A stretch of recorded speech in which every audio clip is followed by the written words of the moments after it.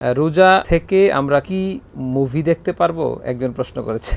দেখুন, এই জবাবটা নবীজি সাল্লাল্লাহু আলাইহি ওয়াসাল্লাম নিজেই দিয়ে গেছেন যে মান লাম ইয়াদা কাওলা যুর ওয়াল আমালা বিহি ফালাইসা লিল্লাহি হাজা আন ইয়াদা তাআমাহু ওয়া শারাবাহু আও কামা ক্বালা আলাইহিস সালাম। যে ব্যক্তি রোজা রাখার পরে মন্দ কর্ম, মন্দ কাজ এগুলো পরিত্যাগ করতে পারলো না, তার উপোস থাকার মধ্যে আল্লাহর কোনো প্রয়োজন নেই। কোনো প্রয়োজন নেই। তাহলে আমি শুধু জঠর জ্বালা মানে পেটকে রোজা রাখাবো, আমার অঙ্গ প্রত্যঙ্গে রোজা থাকবে না, এটা হয় না। আসলে এটা দায় সারা গুছের, মানে হয় না বলতে আল্লাহর দরবারে কবুল হওয়ার পর্যায়ে যায় না, কিন্তু দায়িত্ব মুক্তি ঘটে। এখন অনেককে দেখা যায় ডিভাইস নিয়ে তিনি মুভি দেখতে থাকেন বা ইত্যাদি গান ইত্যাদি শুনতে থাকেন, টাইম স্পেন্ড করেন। হ্যাঁ, টাইম স্পেন্ড করেন। তাহলে ওনার শুধু কখন ইফতারের টাইমটা আসবে ইফতার করব, এমনটা উচিত না। ওনার দুর্বলতা লাগলে তিনি ঘুমিয়ে পড়বেন, আর নাহলে আল্লাহ জিকির করবেন, একটু তিলাওয়াত করবেন। তো রোজাদারের সবকিছু আল্লাহ ইবাদতের মধ্যে গণ্য করে নেবেন। যদি আমার নিয়ত থেকে যে আমি জিকির করতাম বা কোরআন কারীম তিলাওয়াত করতাম, কিন্তু এখন অসুস্থতা দুর্বলতা হেতু পারছি না, তাহলে আল্লাহ তাআলা ঘুমানোর মধ্যেও ইবাদতের সওয়াব দান করবেন ইনশাআল্লাহ।